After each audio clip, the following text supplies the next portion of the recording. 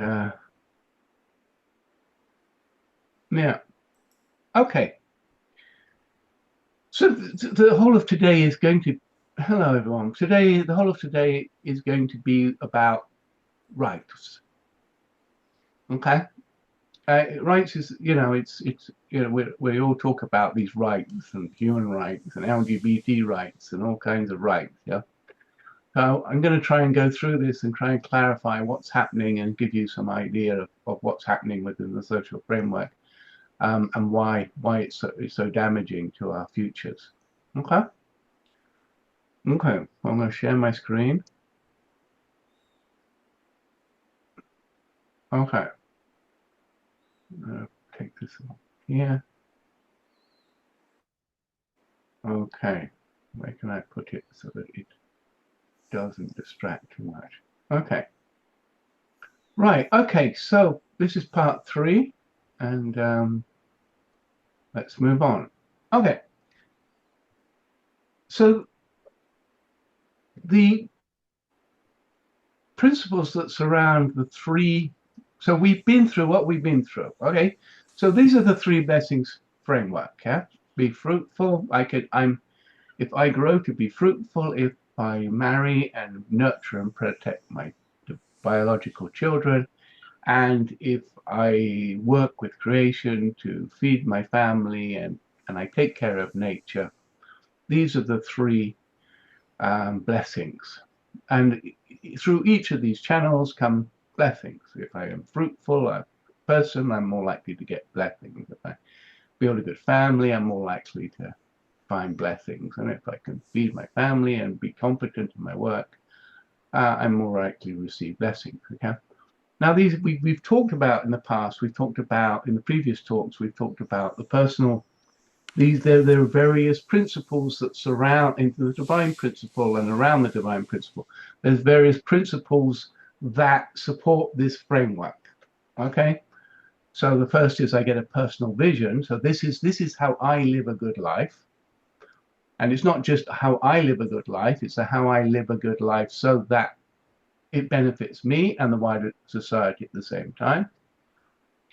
Um, but in each of these blessings, there are internal workings, um, which allow them to function to an optimal state.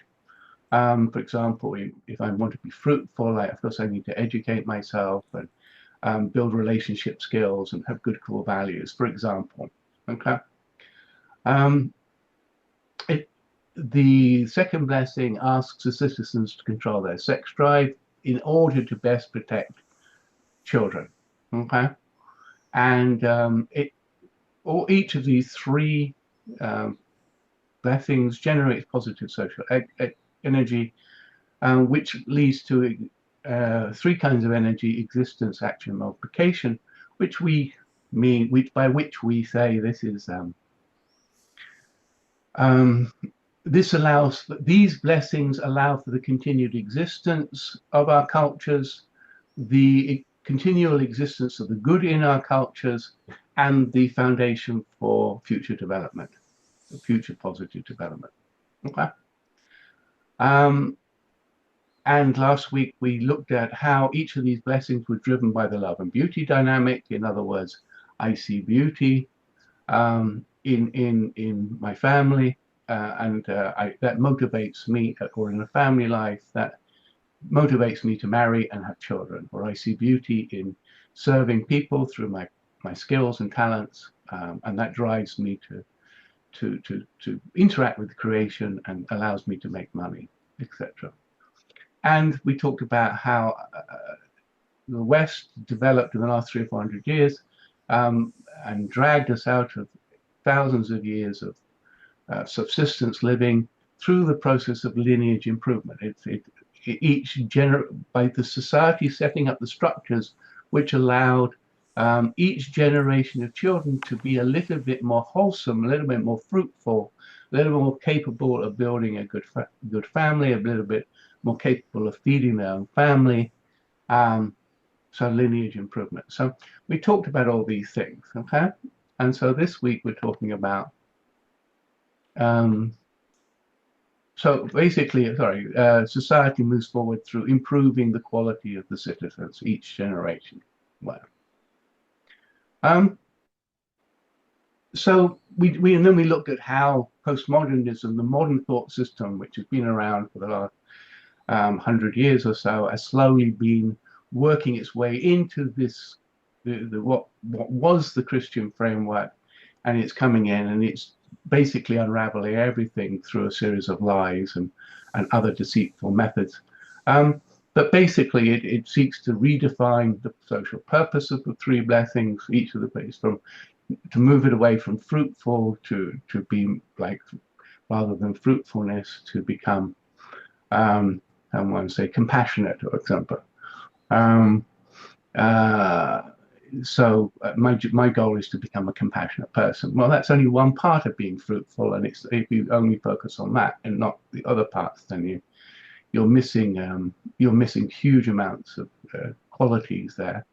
Um, and then you're leaving with by violating those three things and redefining each of the three different purposes of the three blessings, you leave the young with no personal vision of how they can build a good life. They lose this picture of they instead become politically led children who are told if they support these laws, then they are good people, and this is how they build a good society. Um, and they seek to undermine the inner workings of each of the three blessings. They weaken this, they try to weaken all of them. Um, they encourage uncontrolled sex behaviors. They refuse to look at the damage that their framework is creating throughout the West, with our prisons filling and our depression growing and all kinds of drug problems and everything else, and homelessness, and they refuse to look at how they are destroying. Um, then they develop critical theory to criticize everything about the three blessings framework. Men are toxic, um, and they aim to harm as many children as possible, therefore bringing about lineage decline in many families, thereby setting up a system where more and more people depend on welfare and depend on the state, and the state moves towards more of a top-down rather than a self-empowered nation. Okay, so we're going to talk about natural rights in this context. Okay. If you have any questions or any time or any thoughts or anything that you want clarification or talk or whatever, just say something, okay? You okay with that? Okay.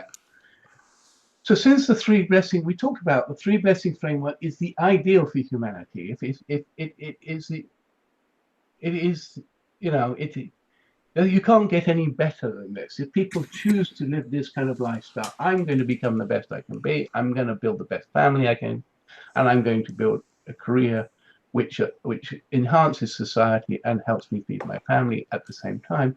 You can't get any better framework for building a democracy or a society.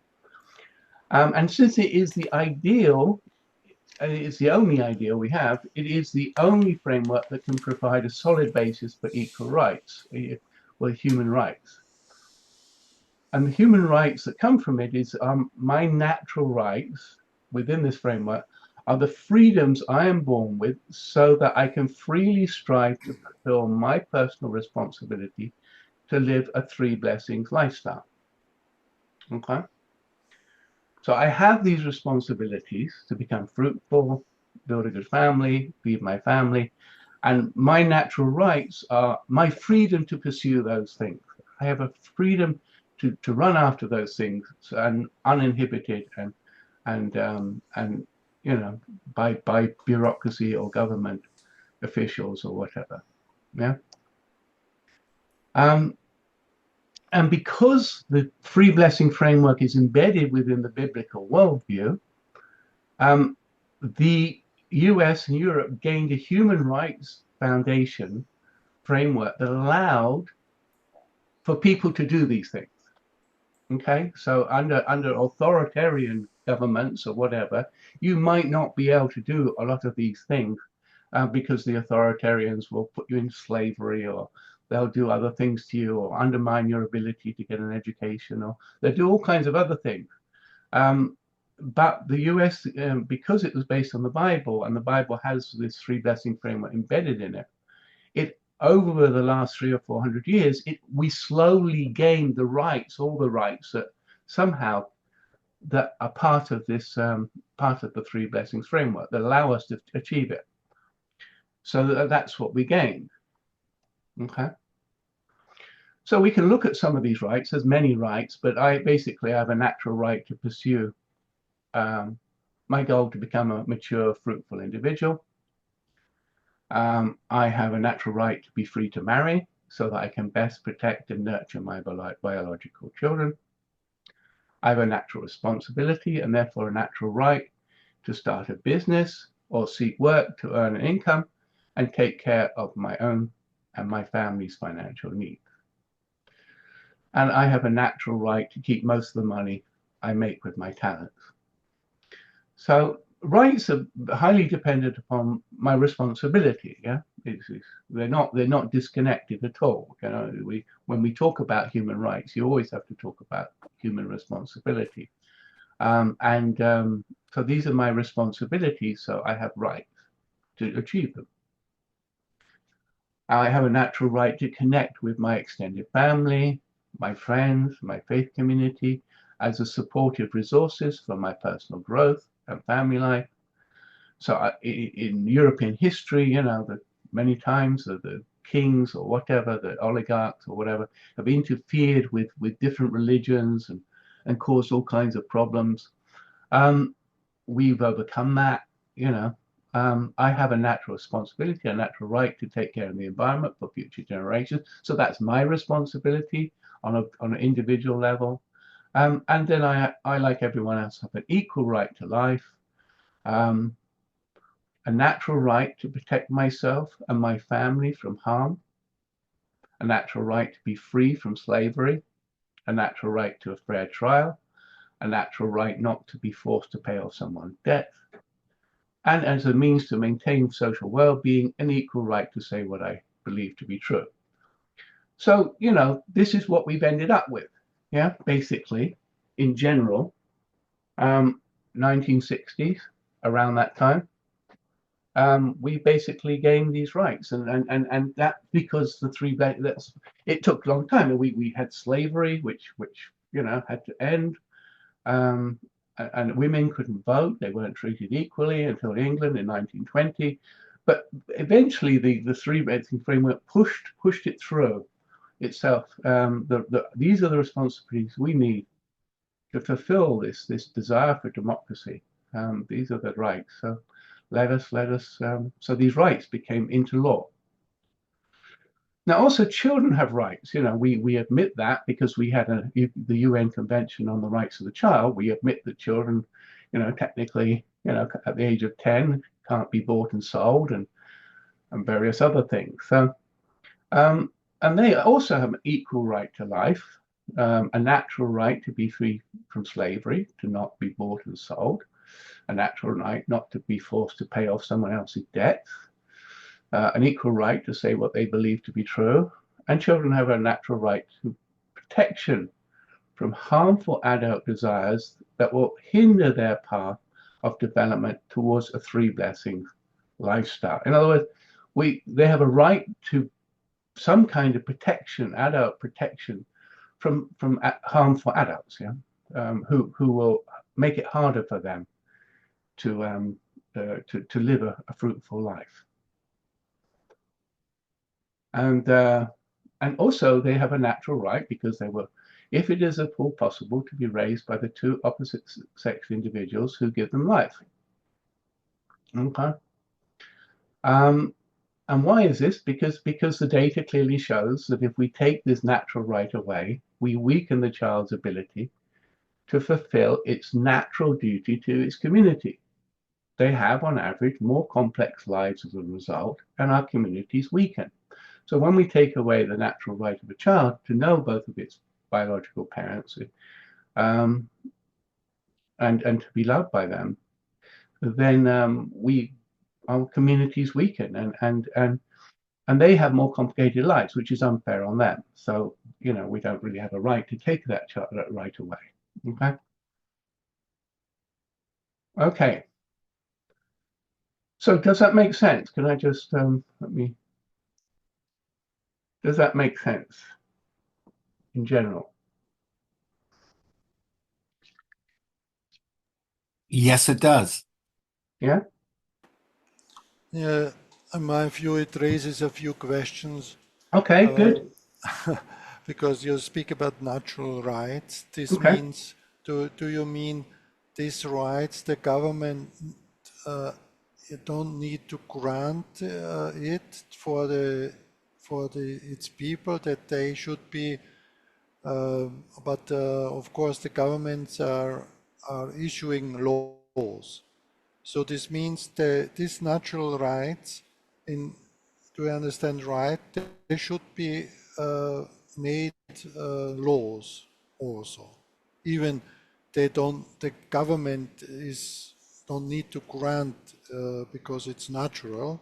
Hmm. This is one point, and the question of the state in the European Union, it's a problem because of the overboarding Okay. bureaucracy. Mm-hmm. For example, companies are struggling because certain rules where they have to document if they sell, for example, a chair, they have to document uh, if the wood was cut in China, Okay. so which tree and which time it was cut. Mm-hmm. So it's a crazy laws. But on the other way, if you buy something on Temu, you don't have this kind of, they don't have this kind of, how to say, obligations. Okay. This refers to the third blessing, because you said they have their natural rights to take care of the family. But this kind of laws and this kind of non-existent control is harming this natural right of doing your job, because you lose the job, the companies will have to close down because they are not able to compete against this kind of unfair competition, Right. Right. basically. No? So Yeah. this would be these 2 points what came on, and you spoke about natural rights. Maybe the third point. How about duties? Yeah. Well, the duties are, as I said, they're connected to the rights. Yeah. They're all of them for the adults. They're all connected to responsibilities. Yeah. So the reason I just call them natural, as to distinguish them, we will talk later about the difference. A natural means they exist as responsibilities within the three blessings framework. Okay, and that's to distinguish them from other rights which are generated by the government, which don't exist within the three blessings framework. They exist outside. And so I try to make it a distinguishing um, feature. Yeah. So if it's my natural, if I want a democracy, it's my natural responsibility to fulfill to fulfill the three blessings, and keep my democracy healthy.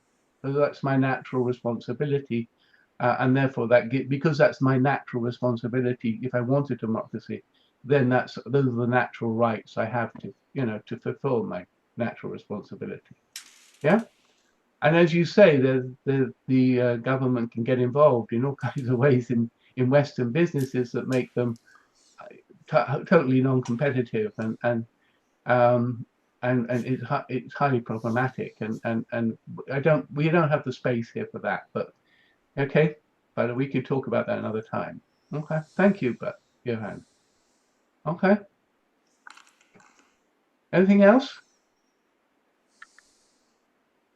Okay, okay, well, let's move on. Right. So here we have, okay, so the basic rule is when the state takes away a right that lies within the three blessings framework, people start to act less responsibly. Okay? Well, if they take away, and that when people act less responsibly, this leads to decay. Okay? So when for example, the more the state violates the natural right of citizens to keep most of what they earn, the more likely it is that groups of citizens will give up on working or, you know, and say, well, what's the point? I can get more on benefits than I can at working. So by taking away, you know, more taxation, the higher taxation rates, it is highly demotivating. And that's because it takes away the natural right to keep most of what I earn. Yeah? For example, so this is a basic thing.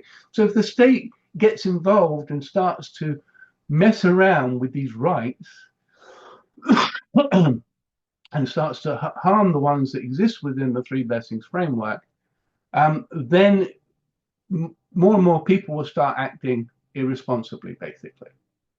Okay, so the government has to be really, really careful when it starts, you know, thinking about laws and things like that. Is it taking away rights from citizens, and if so, then they will act less responsibly, and then the whole thing starts to fall to pieces. Okay, so the natural rights and postmodernism, the political wing of the postmodernist cartels, these I talked about in the previous talk. They are cartels of groups of people that each postmodernist, I would say, issue, whether it be transgenderism or, you know, redefining marriage, or is now made up is held together by a cartel, media, people who make laws, media, the political activists, the universities, the companies that make money from that issue and things like that. So they all make money from that issue, and then they go around beating up anybody who says, well, your issue is going to hurt society, and they beat them up and say, you know, ruin their careers and things like that. But so they walk around like thugs. But the political wing of each of these things, they get power through weakening society, to make it more and more into a, you know, socialist state. Hence, every law they push forward always asks politicians to create rights that have no place within the three blessings framework. They're politically invented rights. Okay, so they don't tackle issues like, oh, there's a lot of fatherlessness going on, of children really need support and need help and everything else. They're not interested in those things because that would strengthen society. Their issues are specifically those ones which will allow them to create politically invented rights, which have no place within the three blessings framework. So basically, and what this means are politically invented rights, because it always harms it. When you're inventing rights that have no place within the three blessings framework, then you're going to harm somebody with, you know, that's the rule. So politicians, we are allowed to create laws and policies that allow one group to violate the natural rights of other groups of citizens and thus substantially harm their well-being. Well, this is what's happening in our society. So we saw this like in Germany, and this is very evident and clear. You know, this group of citizens over here can go around killing these Jews over here. Okay, so that was a politically created right. The USSR had the same issues.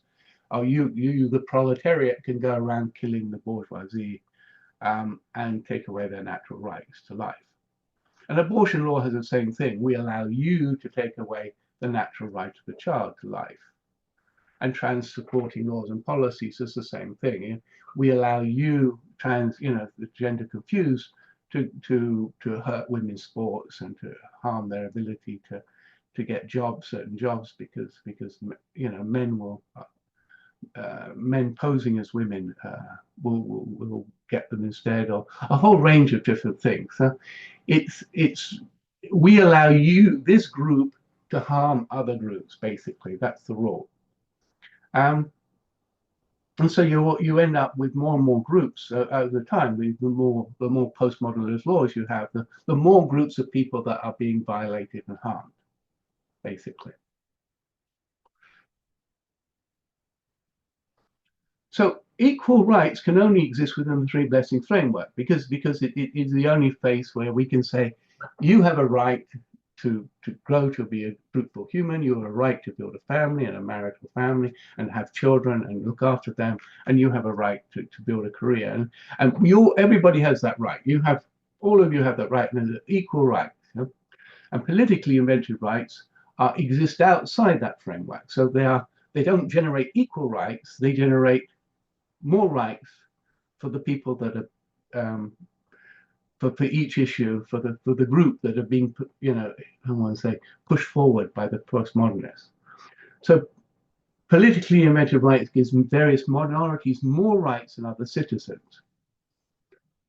So redefining marriage is not asking for equal rights. It's not just saying we want equal rights. It's not that at all, because you're at the same time carrying with redefining marriage, you're asking you're granting the right of two men or two women to buy and sell children, and therefore violate their rights and their natural right to a mother and father, their natural right to not be bought and sold, their right to etc. And because they're violated, they have the children have worse outcomes. So basically, the redefining of marriage says, yes, you're allowed to hurt these children, on average, to create worse lives for them. And we allow this as politicians. We allow you to hurt these people, and that's what happens. That's what society is allowing. And so these minorities have the legal right to harm the well-being of other groups in society. Okay.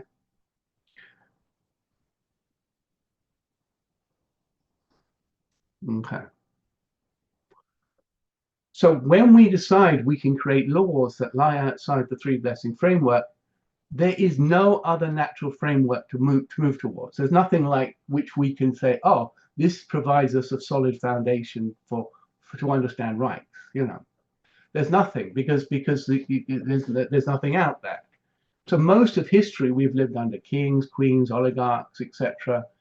And rights were, given on a whim, were taken away on a whim, etc. There's no solid foundation for that. And if there was some kind of solid foundation, maybe like the Quran creates a framework, but it has no equality for women, so it's not equal rights. So we don't. There's no. And so since a democracy can only be built when you have equal rights, politically invented rights take us away towards authoritarianism or an Islamic future. And that's what's happening in Europe for sure. We're having one of those two coming towards us very fast. Yeah, well, that's what kind of happening. Okay. So does that make sense? Where are we? Let's see. How are we doing? Does that make sense in general? Any questions? There are people who will say that the protection of family life in Russia and China is quite high. So as long as you don't challenge the political authoritarianism, okay, the Chinese will help encourage families to stay together, to prosper together. So there is because it's the liberal West have gone way off to another, as you say, these politically invented rights. I have no doubt it's suffered because of that. But it's like it's not that you have some something to point back to as a sort of utopian world in the West. Yeah. Because in our parents' generation, our grandparents' generation, they also suffered from a different level of oppression to some extent. Hmm. But I agree there was a higher moral standard among our parents' generation and our grandparents' generation. So but some will say, well, Russia, the people living there have quite high moral standards. Okay. The Chinese, I visited China some time ago, Hmm. and they're very big on family, Okay. Yeah. and so there's a kind of uh, it's just hard to. So I understand what you're presenting as a worldview, sort of an ideal world situation. Um, and it's not to say that the West, the world needs to embrace the three blessing framework or foundation. I Yeah. understand that because it's like second nature to people who want to grow, who want to develop individually, and then to have a family Hmm. and to be free and capable of providing for that family. Yeah. And so that these are sort of natural rights. I get that. It's just that this word authoritarianism. Um, I agree that the West is heading towards authoritarianism, state control, Hmm. and in fact totalitarianism, Hmm. even wanting to control how we think. Yeah. So it's which is more insidious to some extent. Uh, but anyway, so um, we have we the wording, the yeah. So the direction of travel we're pointing to is something that some societies that we regard as less developed, Yes. like in Africa and India, Yeah. they have a very keen sense of family. Absolutely. Absolutely. I mean, we're not talking about culture. We're talking about what laws support, family, and what the legislative framework, because Right. politically invented rights is to do with under, legal laws and things like that, and therefore, and that ultimately undermines the culture Yeah. itself. Yeah.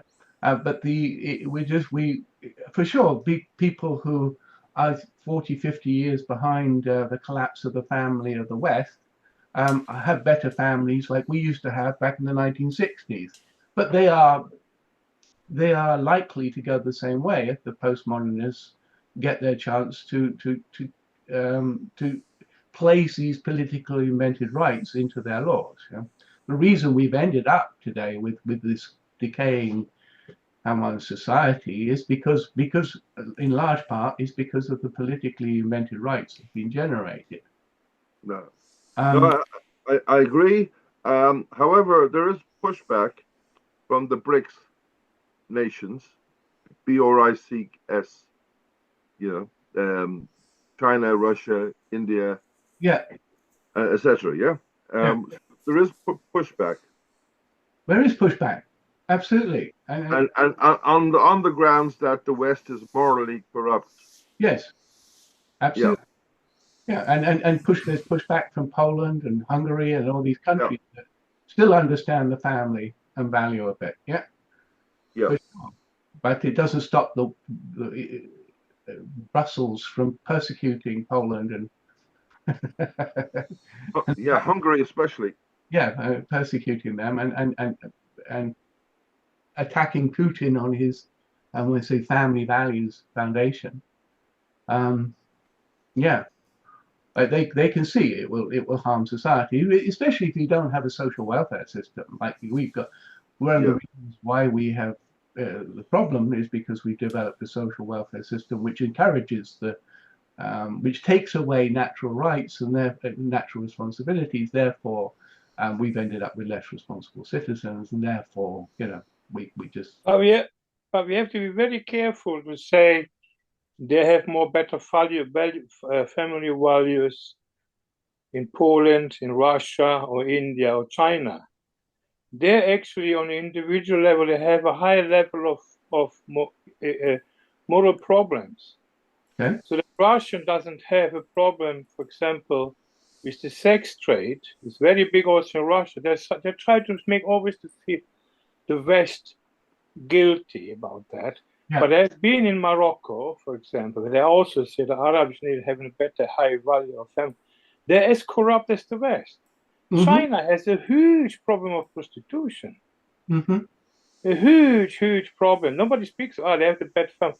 They actually don't. And they're working day and night for maintaining their situation. So I'm not sure if they're really that much better off from that viewpoint. They try to make us believe that. We're talking about the legal framework. Yeah? They haven't accepted transgenderism. They haven't, into the legal framework. They haven't. Many of them still have marriage, etc. Yeah. But they have, Poland has tried to ban abortions. Many states are doing the same, or trying to things like this in America. It's a battle in many countries all around the world. So and we're talking about the legal framework. Yeah, cultural standards are slightly different depending on religious bases and other factors. But we're just trying about what laws allow us to live a three blessings lifestyle, and which ones violate that. Yeah. But that, for example, in India, forced marriage is a big problem. Pakistan also in India they have human rights problems because of the caste system and so on and so on and so on. Yes. China, I don't know so much. I don't let you know about it, but they have huge problems that regards also. Yeah.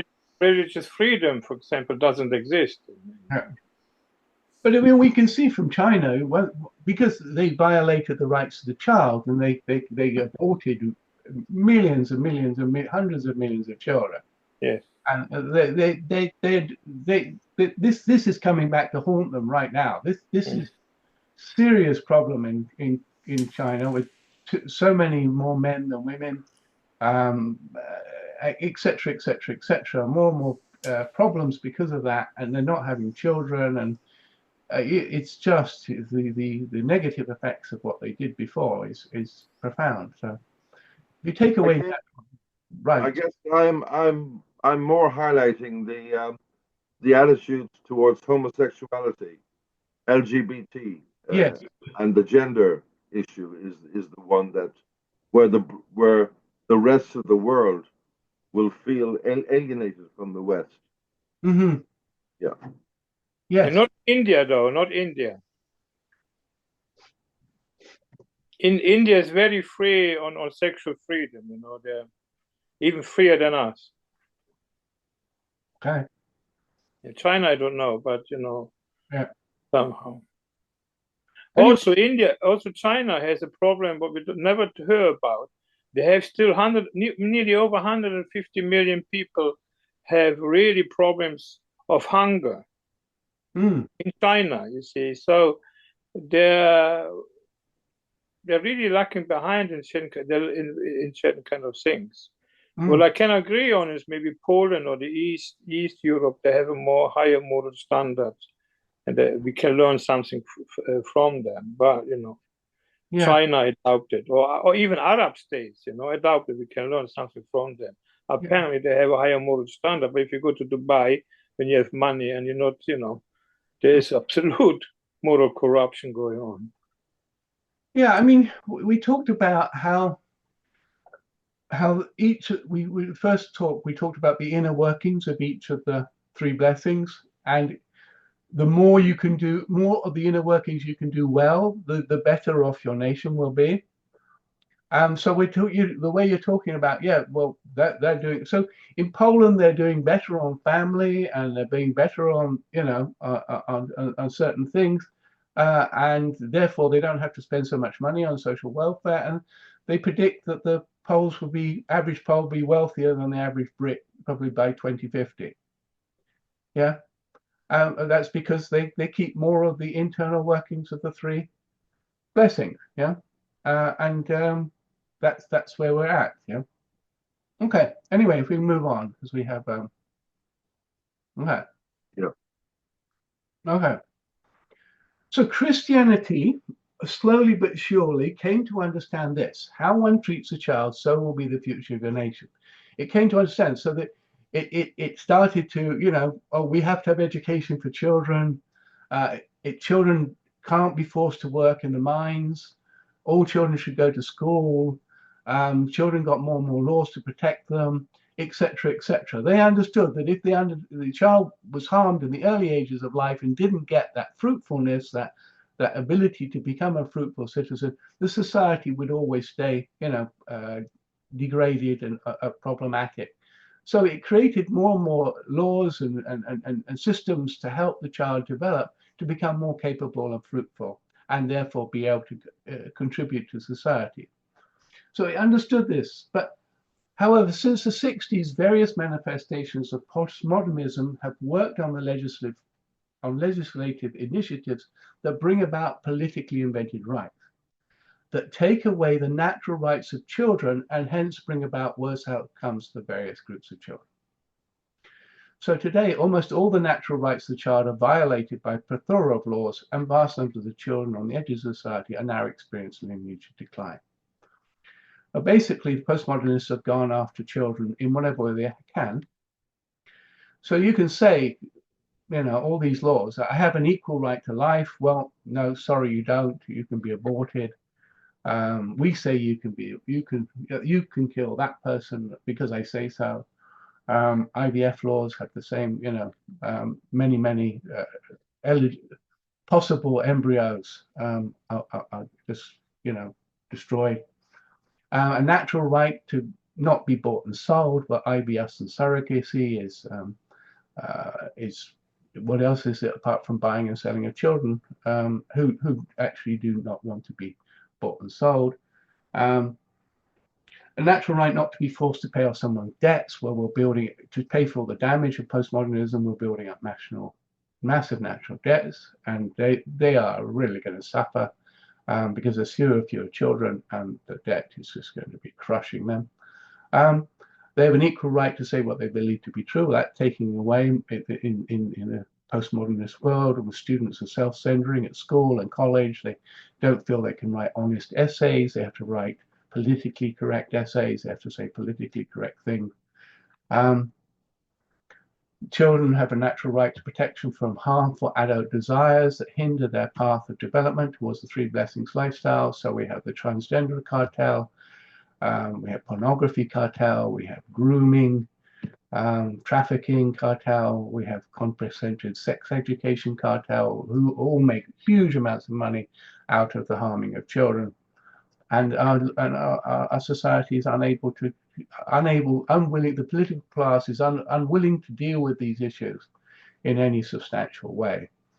And because we've totally lost the idea that children need protection from, we've lost it quite quickly from the 1960s, where we used to put, how one say, lad magazines up on the top shelf, often hidden, and one say covered with a plastic cover so you couldn't see the front page, you know. Children also have a natural right, if it's possible, to be raised by two opposite sex individuals who gave them life. Poorly formulated divorce law, which doesn't seek any growth from the couple in order to protect their children. The redefinition of the social purposes of marriage, etc. So basically, every natural right of the child is now being violated, and that seriously undermines their well-being. And you know, would you like your child to sterilize themselves, you know, before they're 16? Would you feel that's helpful for them? Or, you know, would you like to watch pornography, or like to be groomed, or would you like to see them trafficked? Or would you like to have them experience comprehensive sex education at a very young age? You know this would hurt them, and this is hurting them, and it's seriously harming their ability to form good relationships. And we're just allowing it to continue, as a society. So we teach in our schools today. We teach our children this. We tell them you can legally you can kill your child against its will. You can legally abandon your child against its will. You can legally sell or give away your child against its will. You can legally buy a child against its will. You can legally act in ways that will heighten the child's risk of being born disabled or with serious health problems. IVF gives rise to higher rates of disability as a health problem. You can legally push for your child to be sterilized. And quite a few parents in America are, getting their children, on puberty blockers and things like this, because of their ideological, and one say possession. And that our children are being told, we will build a better society through this. This is how we build a brave new world, and we do it because you have to be tolerant of these behaviors. And by becoming tolerant human beings, you are making society a healthier place. But all we're asking is society is to be the children to be tolerant of the harming of children. Yeah, we want you to be tolerant of this because us adults want to do it, and we want to make money doing it, and we want to gain control of society by doing it.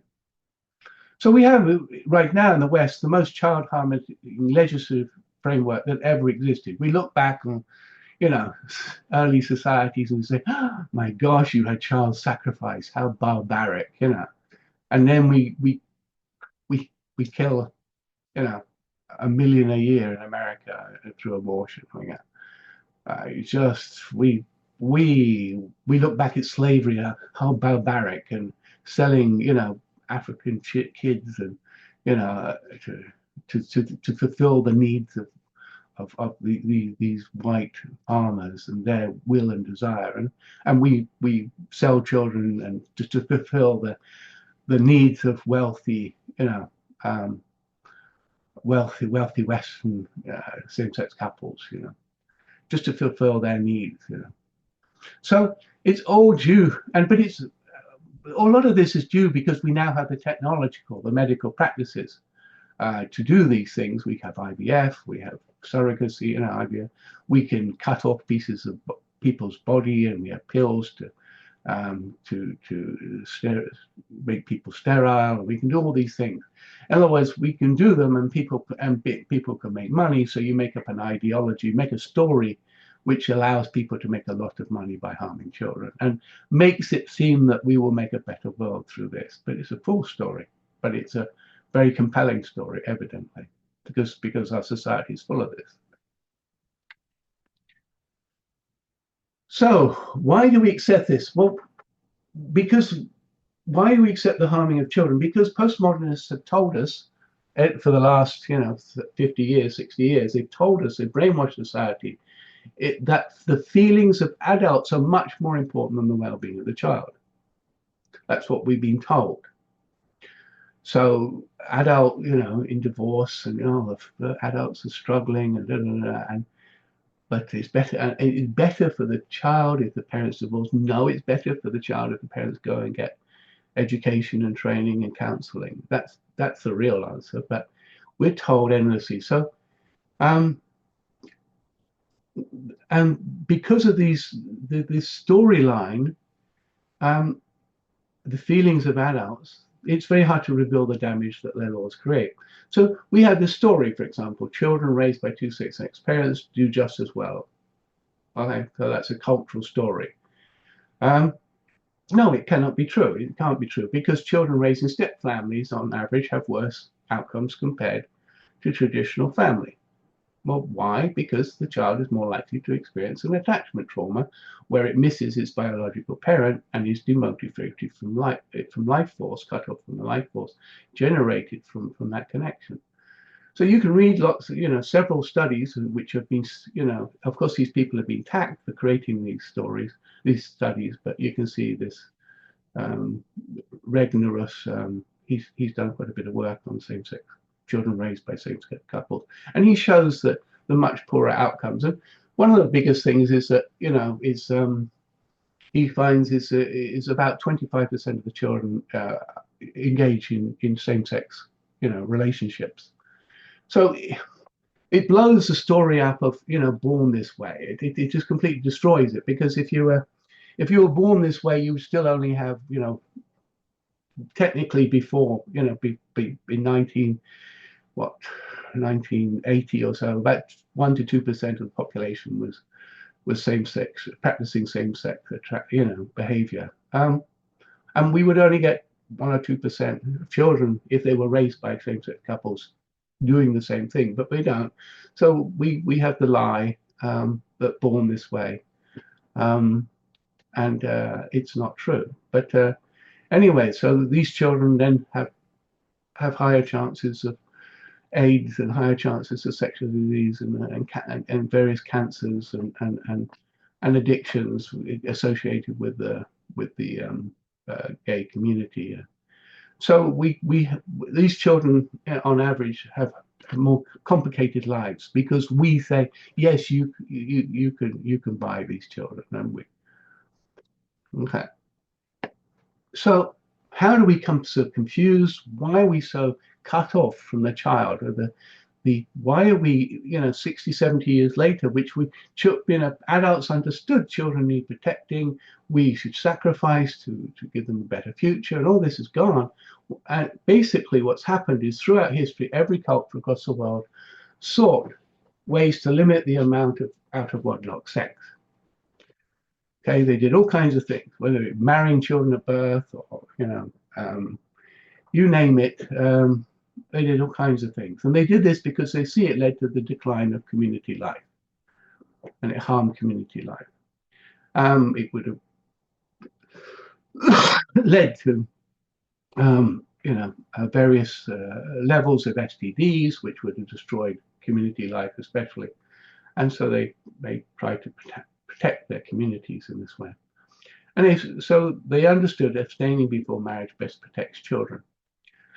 Now, when out-of-wedlock sex becomes the norm, citizens increasingly lose the knowledge that they have a duty to act in ways to protect the child, to protect child well-being. So when they start to say, oh, I can have sex with you, they lose that understanding that this might lead to a child who might get hurt, or have a worse life, and they lose that, and they just act in ways that disconnects their sexual activity from social outcomes. And once conscientiousness is lost, I have a right to behave in ways that harm the well-being of children becomes embedded into the social consciousness and takes a multitude of forms. So I have a right to act in ways and that hurt children, and that's okay. So that's where we're at. Okay. So we've got, here used to the idea that adult feelings trump child well-being. Okay, so the feelings of the same-sex couple are their feelings, they're not married. Poor people, they feel hurt, they feel shunned by society. We really have to, help their feelings, and they can get married, but that comes with the fact that they can then violate the well-being of children. So once they've trained us to do that, then they can say, now we can create laws and policies that say the feelings of some adults are more important than the well-being of other adults. So once you can harm the well-being of the child, you can say that go after the well-being of other adults. So the transgender cartel, is receiving a lot more kickback than, say, for example, the abortion cartel, the same-sex marriage cartel, because it specifically it harms the rights of other adults. Women are up in arms saying, we don't like this we don't want this. And yeah, unfair DEI policies have the same issue. You know, we will hire this group of people, but not that group of people. Yeah. Anyway, so something like this. Okay. Any questions here? That's where we're at now. Okay. Am I making sense? Do you believe me? Am I convincing you? Whatever. Well, no, it does make sense.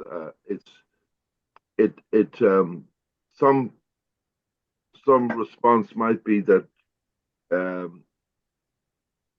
you might be over reacting to the harms of children.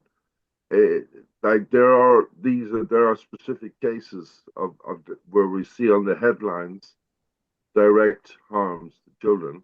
Yeah. And so the pushback you get is that you're exaggerating the problem. Okay. I'm not saying I agree with that. I'm just saying that you will get that push.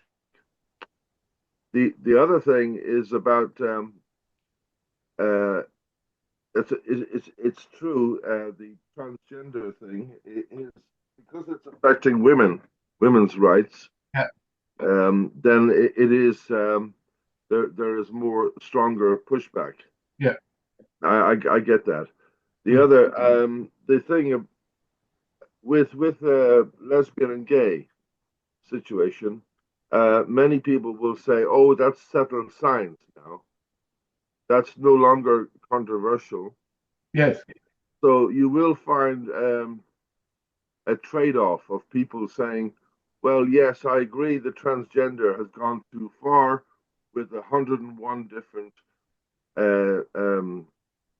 gender identities." Yeah. So you will get a strong body of people who will say, yes, it's all gone too far. Yes. And then they'll say, well, however, something like gay and lesbian relationships is now settled science. Yeah, that it's not something that's controversial anymore. You mentioned the same-sex adoption issue. Yeah. Which could be no different to adoption, general adoption or fostering situations as well.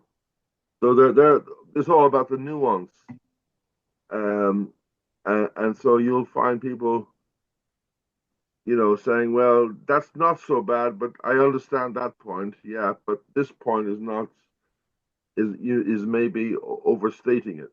Yes. Now it's your view has a sort of an absolutist Okay. set of things that you think you say, well, they can't be compromised with. These are these absolute rules of behavior which will be understood in certain parts of the world more easily than in the West, let's say. Okay. And that's where you will. I just wonder whether you fight your battles all at once, or gradually. Yes. You pick the easy fruit from the tree first, before looking at the fruit higher up the tree. The low hanging fruit. That's the expression. Yeah. Yeah. I mean, Terry, one of the reasons why it seems like it's settled is because we'll talk about a little bit later. Is the fact that the university system, when you create politically invented rights, then you give the minority more power because they have more rights. They have more rights than the general citizenry. And one of the extra rights they have, the same-sex community enjoys, is that the university system refuses to look at the and one say it. The problems within same-sex families, yeah. So that you get a few people who do this, who dare to do this, and willing to, risk it, the wrath. But in general, we don't hear about the damage, yeah. Yeah. And all you need to do is look, over here we're going to destroy, we got abortion law, which undermines the relationship because it takes away human respect.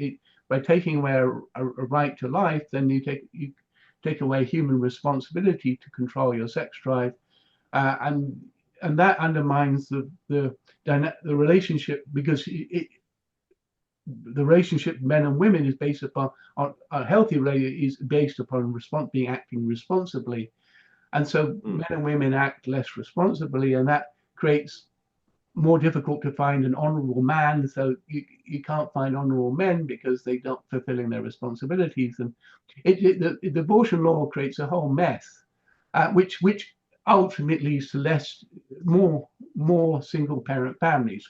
Conversely, it doesn't lead to less single parent families, it leads to more. And so you've got this group of single parent families which are suffering lineage decline. You have this group over here of divorce, children who parents didn't go through any kind of growth, and they're suffering. And then you have this group over here, the transgender child, and then you have this group over here of the same children raised by same-sex parents, and then you have this group over here. It doesn't matter. You just start up with more and more groups of children who are likely to experience lineage decline, and so you just end up with just endless variations on the theme, and that's where we're at. Yeah. So, But Steve, yeah.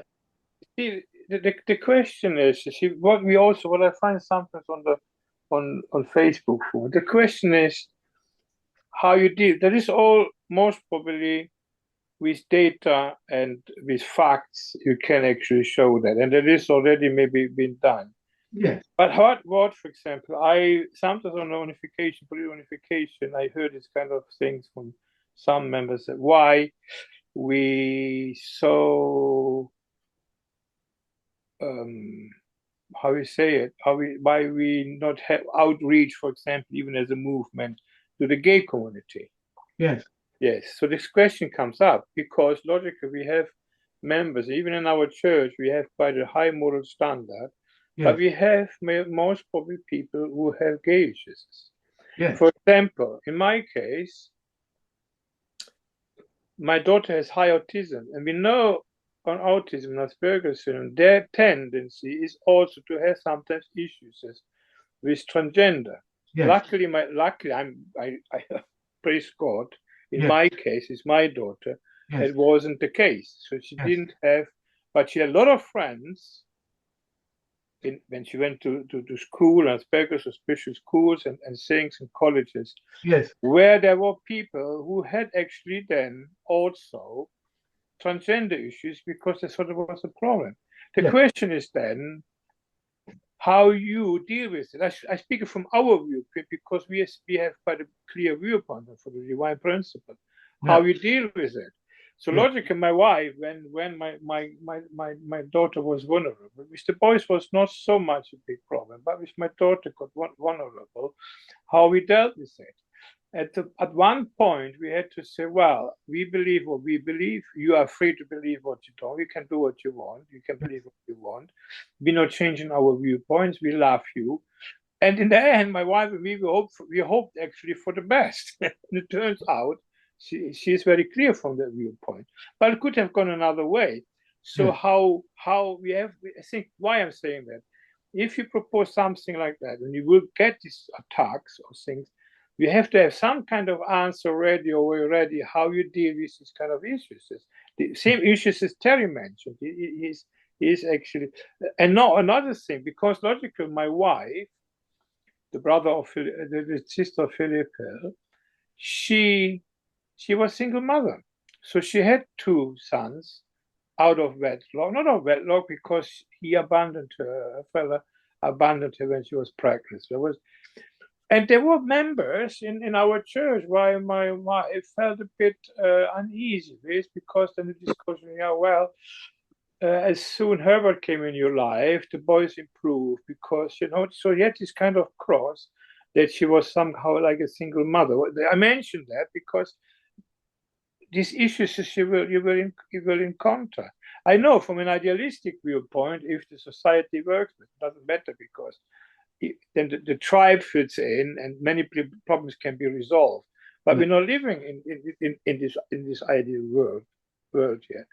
So that is why I asked this question, because I asked the question myself. What I said to the sister on the Facebook forum, we said, why we don't outreach to these people more? And then I say, well, there's some kind of moral corruption going in. You can you know, get some kind of heavy debates, you know. Yeah. Yeah. So we have to have a way to deal with this. Yeah. Yeah. Sorry that I say that. No, it's okay. It's very complicated. I mean, if you look at the data, you know, because there's a lot of data created around people with same-sex experience, same-sex attraction in 1990 when the AIDS took off.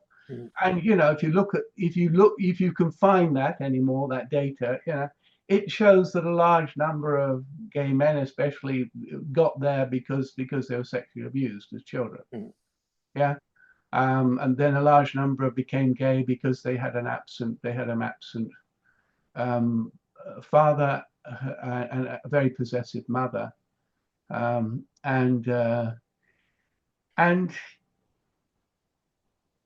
you can listen to YouTube videos from ex-gays, and they invariably mention those two things. I was sexually abused and I was dragged into this, etc. So this is the psychology of it all. What, you know, the various groups of people that get attracted by the lie of born in the body of the wrong sex. As you say, the autism, the 30% or so in England, we found at Tavistock Institute. Because they find it hard to relate to people of the same sex with autism, they can get confused, and then you have other groupings within those people who get drawn into it. But with counselling and help, in the past, previously, when there were counsellors who helped them, you know, over 90% of the children learned to live happily in their same. Oh. So this was, I can present you with a study and studies on that.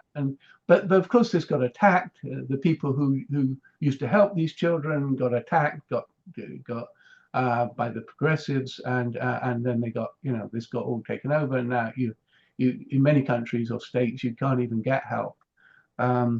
So this is all part of the cartel, and this is how to make money, and they're part of the political wing of the cartel to constrain free speech and etc. and decay society.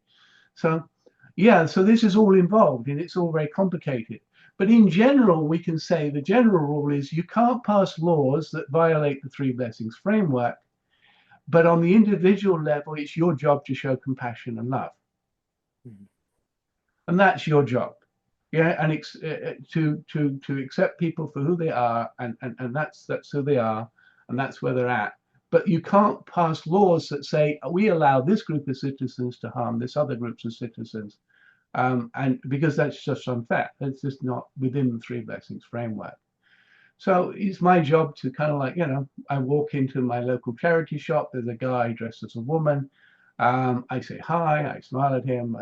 You know, etc. It's my job to be a pleasant human being to him. But if he said to call me a she, I would. I don't know if I could do that. I don't think I would. I might not. But it depends on the context that he would ask me that. You know. So, but yeah, in general. Yeah. Also, I forgot. You know, we speak about a minority, a small minority actually. Yeah. Yeah. You know, I forget that sometimes because I live with an autistic person, but. Yeah. You know, this autistic person is maybe like, in fact, she doesn't have a transgender issues anyhow. She has other issues and so on. Yeah. You see, but it is only, you know, what is it? Even 1% of the society.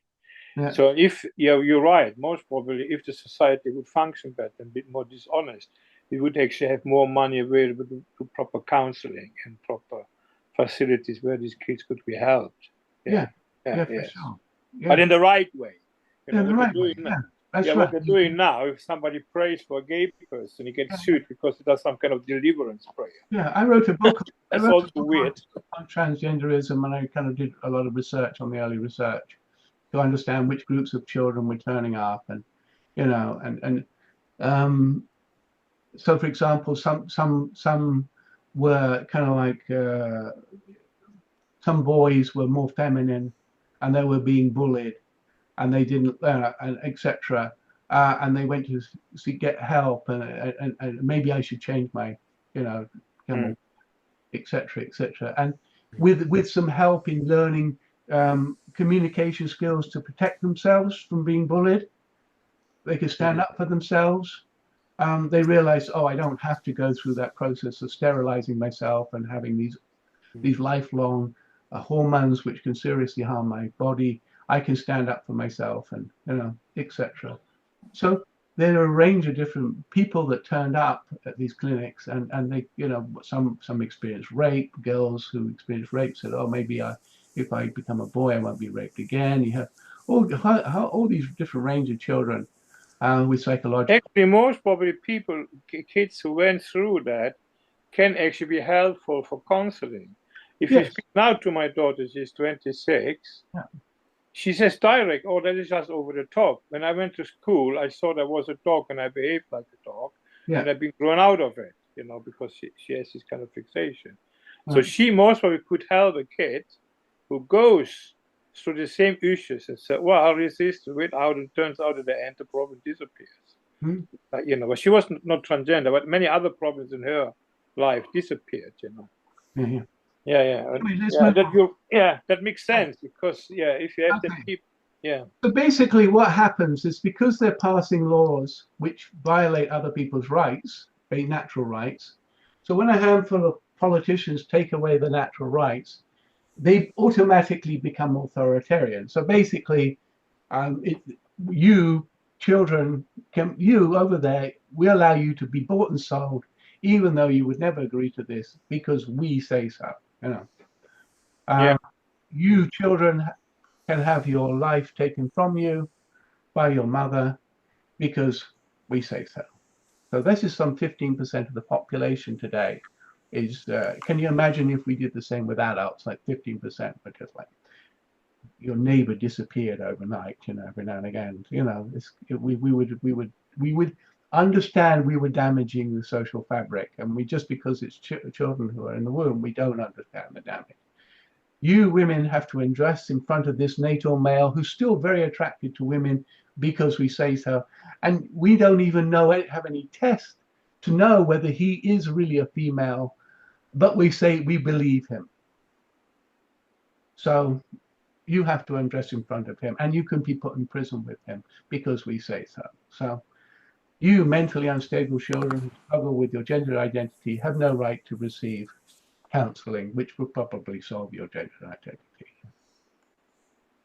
You heterosexuals have no right to a word that specifically defines your baby-making unions. Marriage is the word marriage is technically includes the word marital family, which means the possibility to make children, or had the possibility to make children, and thus generate the energy to create, to allow for the continued existence, multiplication, action of society.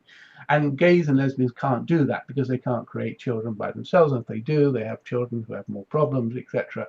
So so they can't enter into marriage in the sense of being able to generate the forces necessary to continue the well-being of a nation. So they can't enter into it unless you redefine what marriage is into an adult-only institution.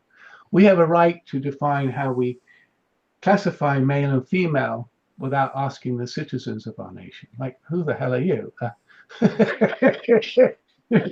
Thousands of years we know what male and female is, and now a few of you say, well, we're going to redefine that, even if it hurts society. You IVF children have to suffer higher rates of disability and health problems because we say so. We have a right to teach your children things you would never agree to teach because we want to, and we don't. You don't have a right to share what you believe to be true because we say so. So, I mean, these are just some of the many, many authoritarian sentences that run around our society right now. And our society is on the verge of decay because the damage that comes out of all this authoritarianism. Stephen, sorry Yes. to say, no politician will say what you said. Oh, I know. But they will always find some kind of term which sounds nice. For example, like of course, women's rights for their body to justify abortion, for example, or whatever. They will never say because we say so, but they will give the impression that the majority of people agrees with that, or they put a moral argument in order to make you feel guilty if you're against it, basically. Yes. And what other point I would like to mention, what do you think, because there's other problems than transgender and all these things, homosexuality, which is technically a very, I don't know, marginalized problem. Even they say it is much bigger and they don't consider it as a problem, basically. But what do you think, because the general situation of family is basically becoming worse by other social influences, not dealing with porn industry, for example, in an adequate matter, because violence in the family is a big topic, and some even say, because like murder or okay. Sorry, I cannot speak too loud because children are sleeping. Okay. Yeah. Okay. Yeah. This I wanted to say, and that there are so many other issues, basically. Yeah. Okay. Yeah, politicians won't speak like this. Of course, they're not saying this directly, but this is what they're actually saying in the law. The law is what is actually saying. Yeah. It's like the Labour Party came to power in England, and I think in the last, I want to say, a few months, it's like they passed law upon law upon law that everybody knows will decrease the quality of life of people in England. Yeah. Oh, we have to control the packaging on we have to control it, and we will do that by imposing a tax on the packaging that companies use, and that will add another £50, £70 to the bill. For the sake of climate change, we have to have more taxes, and therefore energy is going to be more. So, but we've got to save the planet, and we're not going to do it through moving. We've got time to look at new technologies over the next 30 or 40 years, and we can see some really useful ones that aren't as unstable as solar and wind. They're not. We're going to just kill off our industries and get them to move to China, who are more polluting, and plus the transportation costs. Endless laws, which will make life more expensive and lower quality life, and push jobs abroad. And basically, they're saying we have a right to harm you or take more taxes from you, and that's our right. But it just undermines the natural rights of citizens. So once you do this, once you step outside, because God gave us the three blessings framework, according to unificationism, then once you step outside this, then once you create, and God created the, like equal rights with it, you're all God's children, therefore you have equal rights to live this three blessings lifestyle, and this is how God can come down to earth. Once you step outside that framework, then you create laws which are not within the three blessings framework. Then you become God. You say, I am God. So God, I gave life to the child. Postmodernists, we have a right to take it away. God, only heterosexuals can give life to a child. Postmodernists, anyone has a right to a child. And this is really how this is turning out. We're ending up with some really weird people buying and selling children today. It's really weird, and we have no idea of the sexual abuse that's going to happen to these children. No idea at all. And we don't, we used to vet anybody who wanted to adopt or foster children. We intensively vet them. And today anybody can just buy a child from these corporations without any vetting. And we have no idea what we're doing to these children. What therefore God has joined together, let no man put asunder. Divorce law, we can do whatever we want with marriage, basically. God, male and female, created them. Postmodernists, God created humans to be MF, LGBT, etc., etc. And basically you create, and so Christianity cannot survive in this framework, in this new world, and therefore it's dying rapidly. And postmodernism becomes a new religion in itself, the new modern religion. So also our movement cannot survive. Yeah, our movement can't. We will die. We will be unable to speak. So yeah, and that's why I'm quite shocked that we're not doing anything. We don't seem to care. Yeah, you bring these arguments up they don't want to talk about. No, I don't. Yeah. So Stephen, yeah. What's in the last slide? The last line. Yeah. What's that? MFL. Oh, male, female, lesbian, gay, bisexual, transsexual. Is that a new term? MF? No, that's mine. I just added MF in front of it. Oh, I see. I wasn't denying there were MFs. I thought you added two new genders or whatever. No. Oh, yeah. No. The two real. No. So basically, the postmodernists take a position of God, and they create a whole new right and wrong, who's good and bad. Everything changes within that framework because it does, because good and bad exists. What exists within the three blessings framework is, of course, those things which allow for. Within the three blessings framework, the good and bad is those things which allow for the flourishing of the three blessings, and which are those things which harm the three blessings. Yeah, so you can say stealing is wrong because it harms the three blessings, and so that framework provides us with a clear understanding of right and wrong. But once you get rid of that framework, well, then you have no clear understanding of right and wrong. You have to invent what is right and wrong in your own way, and that varies for every person. Yeah. So under diversity and equity and inclusivity are the new values that we have to accept and be tolerant, and so one second. So traditional methods of moral evaluation, which the three blessings homework was kind of helped by, because if you ask what if everybody did it, or would it like it done to me, that would kind of give you some guidance of whether it was helpful or not. Yeah. So what if everybody had children out of wedlock, for example? Yeah.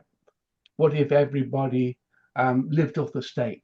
Or what if everybody, you know what I mean? It gave us a clear, well, that wouldn't be helpful. Would I like it done to me? Would I like to be aborted at birth? Or would I like?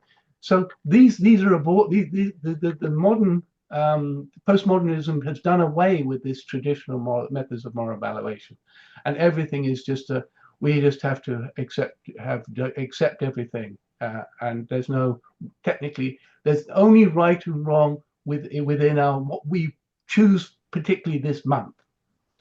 We include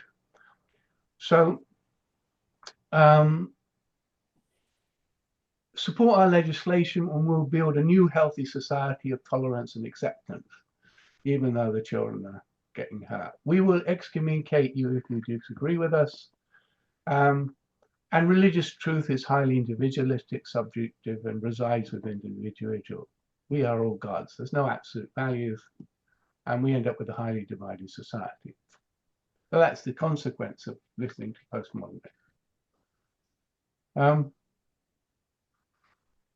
What does diversity, equity, and inclusivity means? The departments at companies which are hiring people, and what they mean is they don't mean diversity, equity, and inclusive. They mean something absolute opposite. You are excluded when you don't agree with us. We are just here to check whether you agree with us or not. And if you don't have a job. We choose which groups to be included in the word diversity. So, we don't include conservatives in our diversity, or people who disagree with the redefining marriage and things like this. And you're not allowed to comment on certain behaviors that create social decay. And there's no inclusivity of these people. You can't be included in that. So it doesn't mean inclusivity. It means very exclusive, unfair. Okay, so they create words, of course, these words: bigots, racist, transphobic, climate change deniers, you name it. They attack you to try to get you to shut up. A lot of people, a lot of industries, a lot of professionals see the damage and are really frightened to speak. Frightened to lawyers, doctors, you name it. Huge number of people are frightened to speak. They see the damage. It's in cultural terms, it's rather like USSR and Nazi Germany, where you just toe the party line because of fear of losing your job, or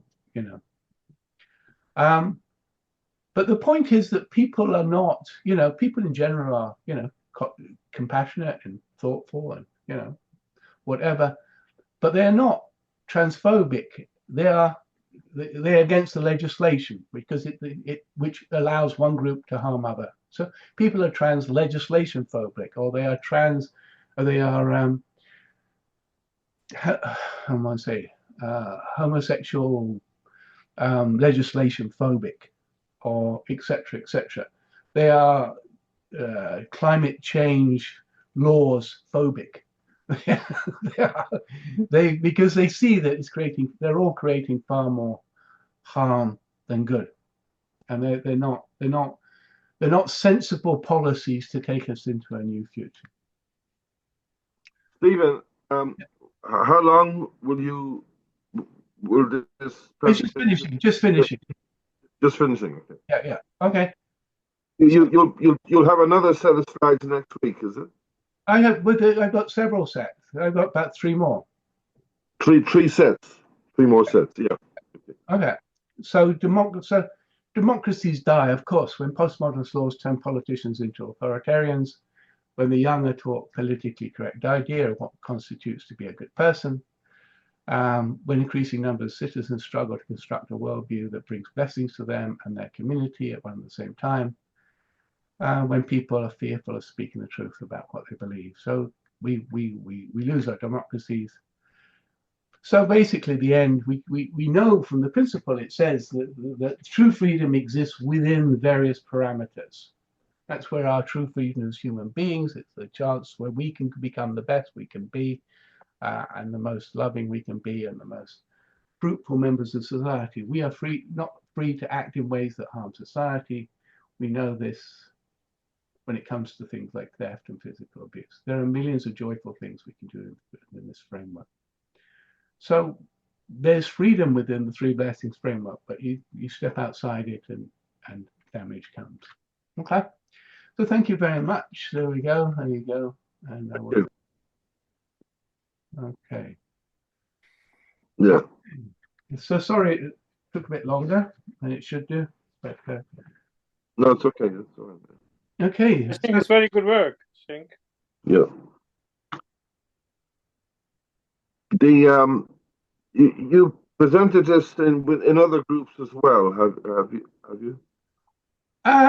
Well, Are we your guinea pigs? well, this is the first time I've really tried to put it all, over the year since I last did it, like as Yeah. a seminar group, whatever, which you attended. This is I've kind of advanced a lot of thoughts since then, as you can see. Yeah, yeah, I see that. Yeah. I went out into society and I plunged in, but of course, you end up with people who walk out. But people walked out, did they?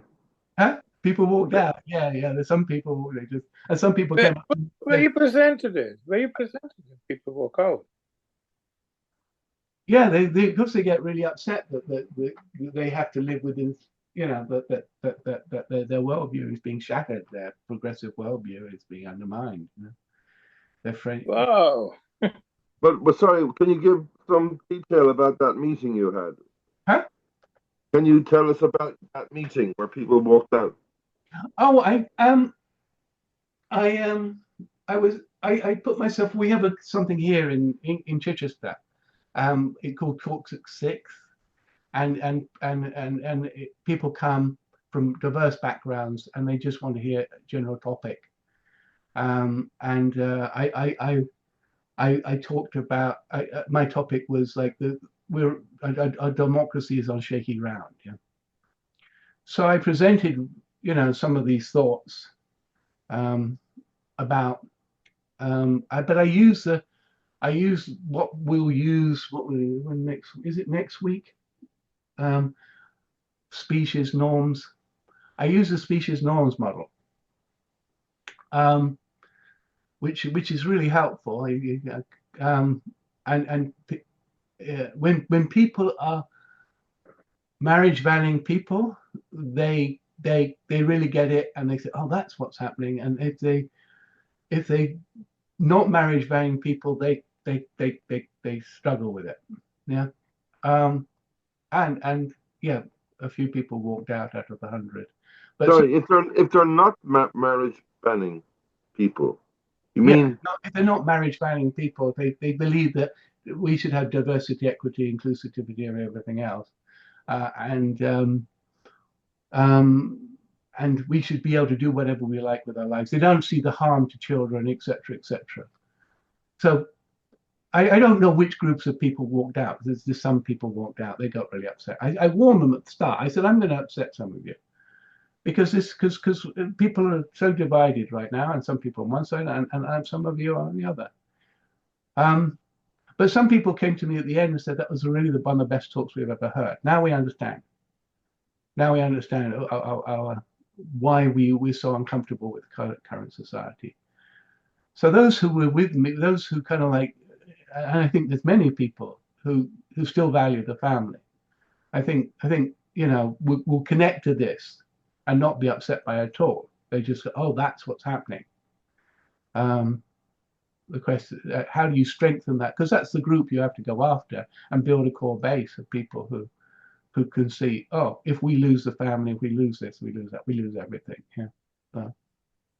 Well, that is quite optimistic, that some people came to you and understood. Oh, absolutely. Yeah. Because your presentation doesn't seem religious.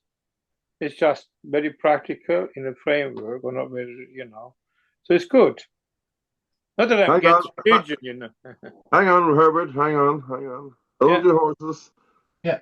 There's one 3-letter word that you put in at the start of your slideshow that people will walk out on. What's that 3-letter word?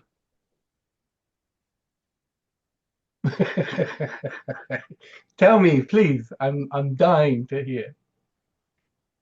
God. God. Oh, okay. But that's why I went through species norms. That's why I took the route of species norms. which we'll talk about next week. I didn't talk about God particularly at all. I just said, you know. But you had it on the Yeah, slide. but this isn't the presentation I gave to the group. Yeah, I had All right. Yeah, as I said, I can do this in several ways now because once you understand what's happening and the rules of the game and the value of the principle and all kinds of things, then you can start to play with it, like you know, juggle. You see, there's a secular way of delivering what you're saying, Yes, which is what the Conservative Party or Reform Party yes, would willingly embrace. yes, So you can present this whole family values yes, and show how it's been destroyed in so many different ways yes, with the communist Marxist ideology, yes, modernism. So, you know, you don't have to use the word God, but of course, the mandate from heaven is that, yeah, this is something actually that is. that's right. That's right. And that's why you either use Mother Nature or God. You have one or two. Yeah. So that's why I talked about puffins. Yeah, puffins. Yeah, puffins. Puffins have a job. They have a job to grow up, to be reasonable puffins, the job to get married and look after their kids and feed them and protect them. And that's what puffins do. And that's our job. And they live a three blessings lifestyle. And then you connect it to that and you say, well, what's our species norm? And, you know, what is our natural, because there's lots of different other ways, a single parent, family, species, and everything else. And what's ours? And you've got to connect it to something solid. Otherwise, it's just floating in the wind. And either you connect it with Mother Nature or God, and you only have two choices. And basically, what religion is doing, what Christianity did, it reconnected with us, with our true love species norm, which is the puffin norm, or whatever it is, beaver norm or albatross norm. It reconnected us with what is the optimal thing for human beings. So, but you've got to find a route. You've got to find something that not, you know, this is my theory and I think this way. You've got to find something solid, and we place it within God because it's so sensible and it's so beautiful. Yeah, God is manifests Himself through the parent, through the mother and father, and God comes down into the child's life and receives blessings because of that. It's just so beautiful. It's so lovely, you know. It's very beautiful to us, but not to the average Joe on the street. Absolutely. Because the word God has a lot of baggage. It has an awful lot of baggage, yeah. And that's a real problem. That is a real problem. As soon as you mention the word God, yes, they will walk away. Yes. So how do you articulate this mandate from heaven? Yeah. I'm trying to learn from Mr. Peterson because he's getting closer and, you know, he's getting closer and closer to being able to say what he really wants to say sometimes. And he speaks, you know, about these things and about finding a life of meaning through living the three blessings. He doesn't call it that, but etc., human responsibility, and we grow through human responsibility, and it's our job to take on the most difficult task, which is to, you know, there's nothing more difficult than loving a family and building a loving family, and etc. So he's there, but the question is, you know, to ground it in something that's so solid that people go, oh, this is no other way. Yeah, it is what it is. I think one of the most important points is things you write your thoughts down. My what? You write your thoughts down. You write everything down you have. Yes. Why? Because you can find people you can talk about and discuss it, and they can make suggestions and things. At least this doesn't disappears. Yes, that you spoke to 100 people there, and some walked out and some not. It is just a very big experience, isn't it? Yeah. I think part of my hope is that to help people understand. I mean, my work, because I love the principle so dearly, and I find it. I teach marriage education and with it and all kinds of things. I want unificationists to understand the value of the principle. And so I'm trying, so hopefully this gets out there and people can go, oh, the principle is really useful, but to understand how society is constructed. And that I think our members don't really understand, sometimes, and the young don't understand. And to get it out there so that, and maybe one of them will take what I've given and they say, oh, I can do better. I can speak about this in a new way, which will, because, and I'll learn from Stephen, work because, I'm old and I'm, but, I'm really hoping that somebody will take it and go with it because yeah, so that's exactly the same with my marriage work and hopefully because I asked some the AI system what your son created now. I asked actually when it came out a few months ago. I asked actually specific questions, pointing out what AI answers about the work situation, and the answers came back. They were actually very good. They were very good. They were, well, there's a problem, but we should be kind and love and relaxing, and so on. And it was not so confrontational. Most probably Alex has to do a lot more work on it or whatever. I'm not sure what he's doing with it. Yeah. But I like the answers who came back. There was logical question from unification.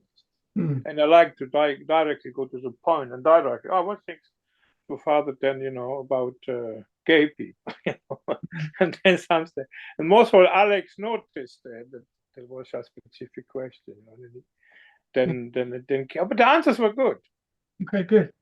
I like. What I'm doing is trying to ask, does it make sense? Honestly, all of you, am I making rational sense? Am I making a reasonable argument? You make a very good, my view, you make a very, very good argument because there's a framing of the blessing. You understand the blessing much deeper than what you've written out. And then you have concentrated on the children, which everybody touches. Even people who not necessarily agree with the idea, they're very keen on the children are healthy or fine. They don't like abuse of children. Apart maybe that the abuse now happens, it's not necessarily the intention. Some maybe is the intention. They don't care, want to make money. So that is this kind of good point. And you always refer back to that. Yes. A lot. That is some the mind, the love principle is the mind focus. And people cannot not necessarily go against it. This is just innate, even whatever kind of vocation they have, logical. So I like that, Good. And the human rights were concentrated on the children, and the rights where these are lost were concentrated on the children, And that is good. So it's not so spread out, If you go the unification thought, it becomes complicated. It goes into Hegel and goes into Foucault and it goes into Marxism. And then, it's interesting, but we lose people on the way, Yeah. Then you talk about that. Yeah. Right. So not that I want to criticize unification thought. That is a good thing to know. Yes. But not sure how far it is helpful. That is. But it says very clearly in the beginning of the principle, the principle has to be explained all isms, the good points and bad points of all isms. So it's got to be the principle that explains it, not Hegel or whatever. But we will have we'll have one session on the strategy that the postmodernists use, the cartels use, the market. I call them the Marxist marketing strategies to sell their ideas. They make a marketing strategy. The cartel works together and push forwards this set of ideas based upon their marketing plan using Hegel's ideas, and they all make money. So we look at how that's done, and the other one will look at how we can explain this through species norms and how we can. It's helpful to understand the world situation based upon people trying to live out different aspects of different species norms. So when humans have an ideal species norm, and then they try to act like they're not, rather like puffins deciding they wanted to share the food around or something like that. It's not their nature. It's not their primary nature. Let's put it that way. And what happens when we act like another species, like wolves or something like that, we do share the food around. What happens? Interesting. Yeah, so we have at least 2 sessions. Yeah, but hopefully they're. Well, Johan, you're very quiet as always, but you always have a lot to say when you give it a chance. Very thoughtful things. Tell me.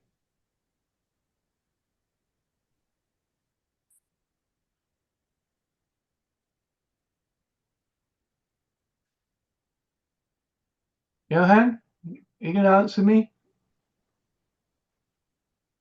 You have to write. Yeah, be quiet because it's too noisy. Okay. Okay. Anyway, you can write to me later. Okay. Thank you, David. I don't know if you'll be listening or not, but oh, here he is. Well, I've been soaking it in, so thank you. I am looking forward to this Saturday. Oh, okay. Yes, yes. I'm giving a talk or something. Yeah, I have to have some.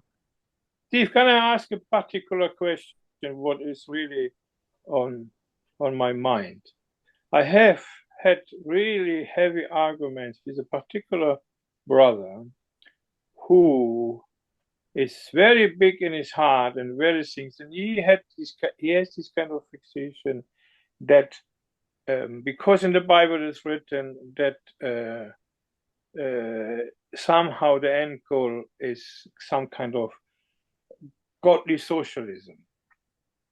And that is a big problem in our church with some people who take these signs because, and he says logically that what is happening at the moment with this left wing is actually a precursor how the ideal society would work out. And so they're then against, these people are, for example, extremely against Trump, extremely against people who have money, and people, and they have, they have some points. Mm-hmm. And I think in my mind, I'm not sure if that is true, that it's like a spiritual possession, and they even presented with to father's words, with to mother's words, and with their own spiritual experiences. But I have a reaction to it because I feel that Marxism, and kind of things directly come actually from Lucifer and manipulated it all the time, all the time to that, you see.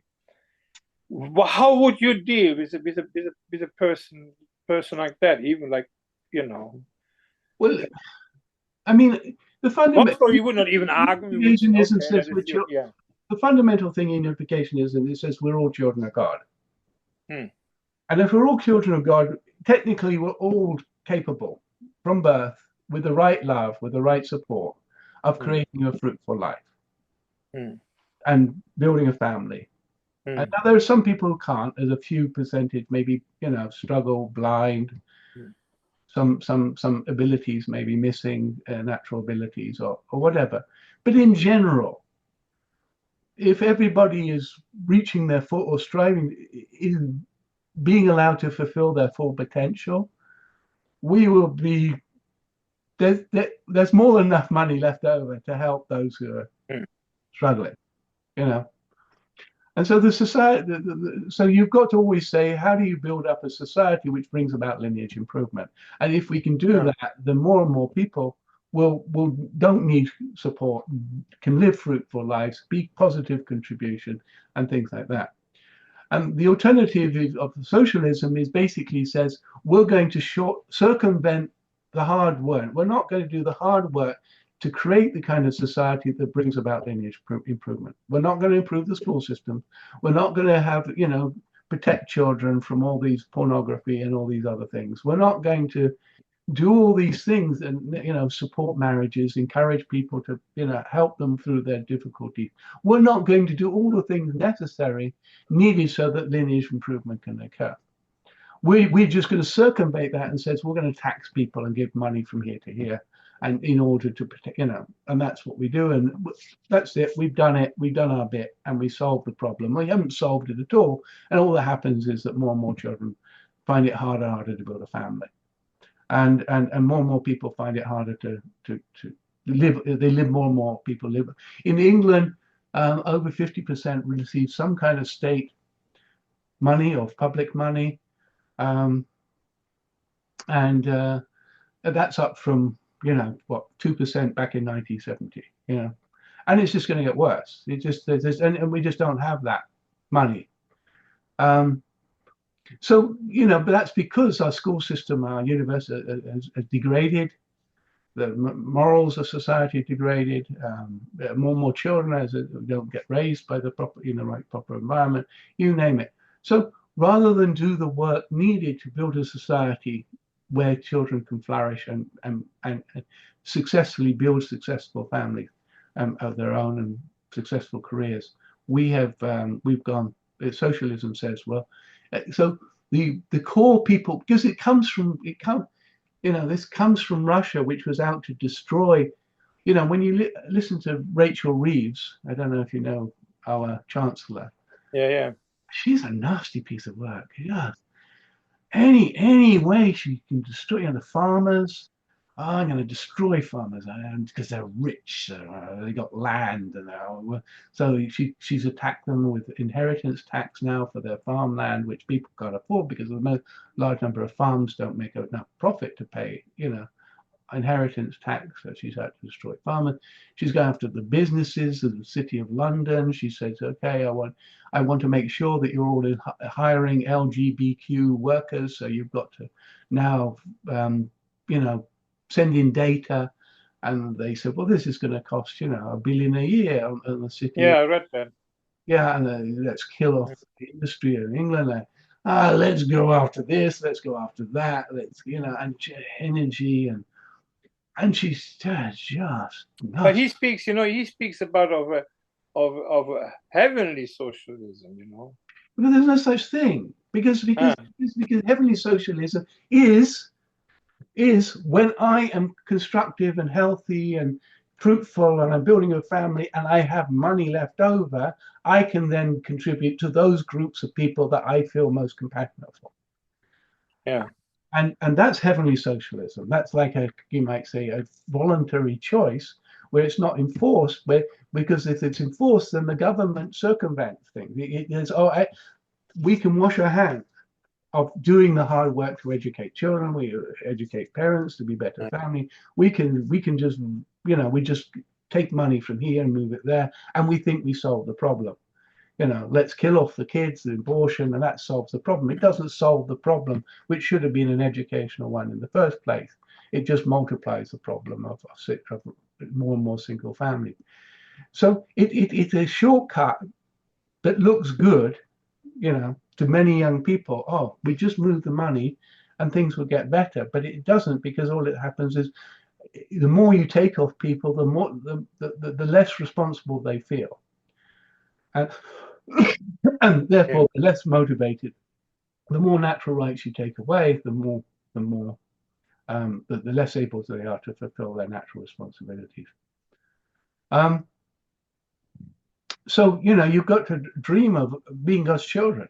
You've got to instill in them and say, if we're all God's children, if we are capable, and you raise your children to be God's children, you love your wife, and you, etc., then they'll more than, and your job is to help other people achieve that, and that's your job if you can do that.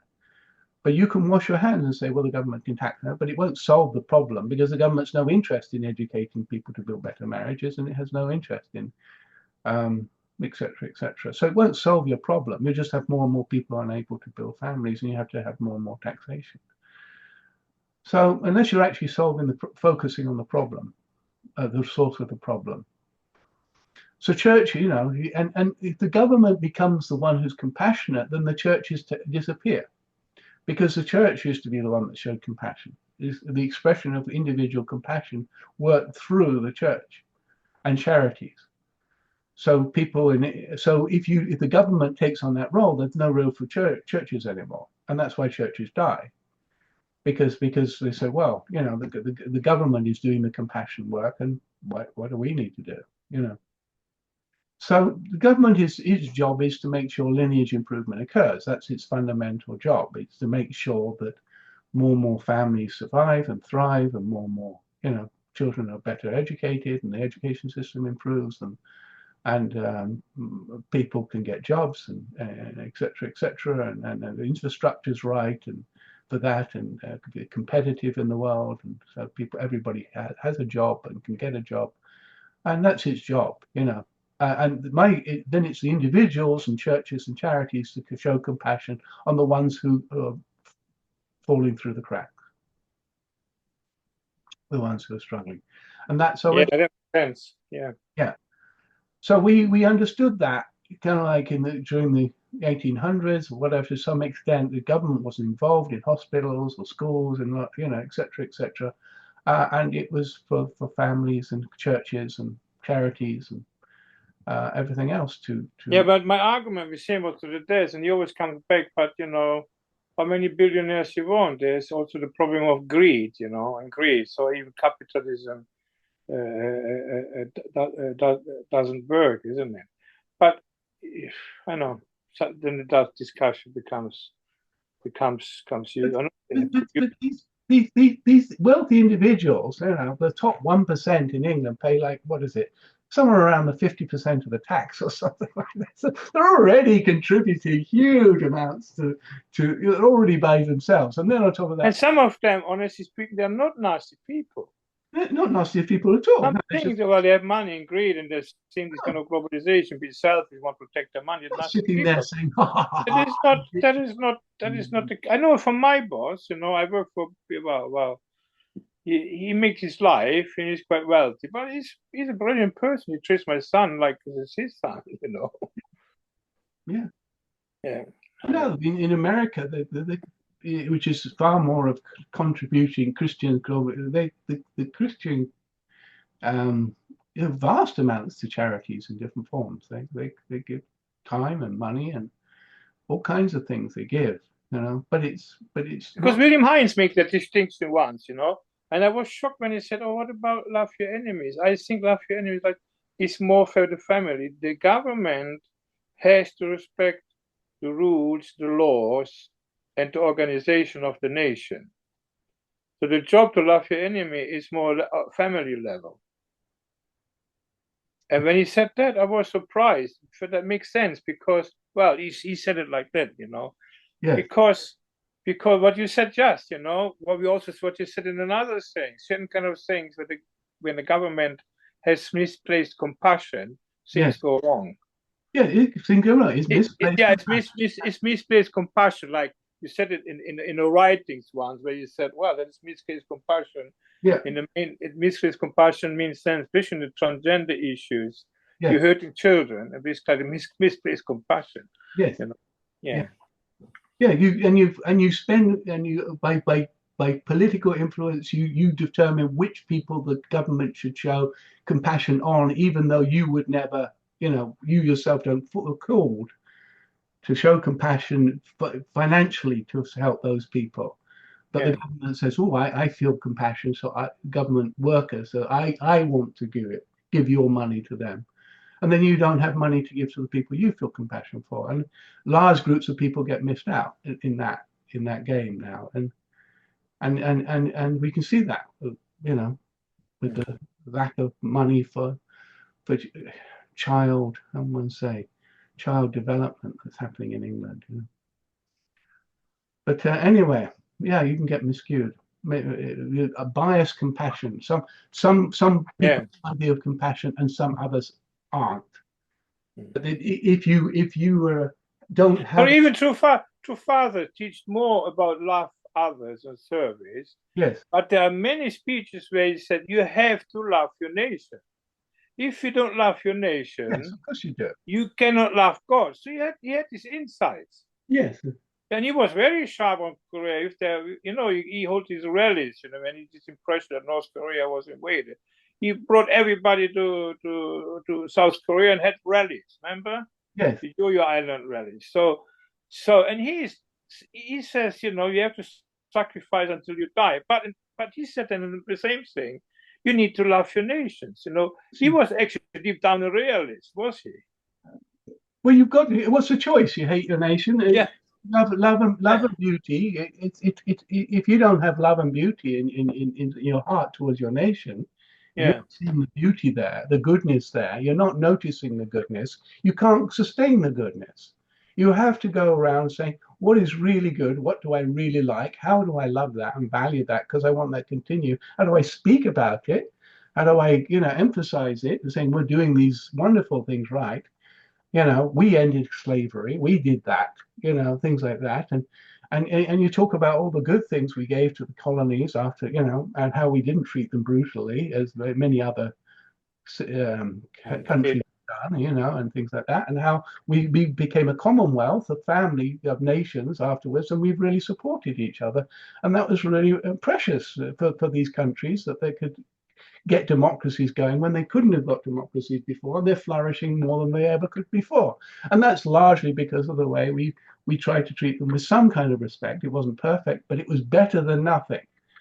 And it was better than others were doing. So we've got to see the positives that we gave to these nations and we have within our nations. And we used to speak about and recognize them and talk about them and value them. If we don't, people say, well, we suck, and that doesn't help us at all, So your love and beauty demands we see the beauty, and then we can work on what needs improving. But if you're just saying no, it's all rubbish, then there's no hope, and you're demotivated, and you say, well, it all needs to come down, which is what the postmodernists tried to do. They just say everything has to come down and reconstruct. No, there was lots of good things that we really have to keep them. Otherwise, we get rid of them. Then you're left with nothing. Anyway. Yeah. Sorry, I asked. I went a bit on. Yeah. But thank you so much for turning up. And I'm so glad I can get these videos down. Yeah, it's not. There are other things I wanted to say, but yeah. Yes. Yeah. Anyway, good. But thank you. No problem. Thank you so much. Thank you very much. God bless. Bye-bye. God bless you.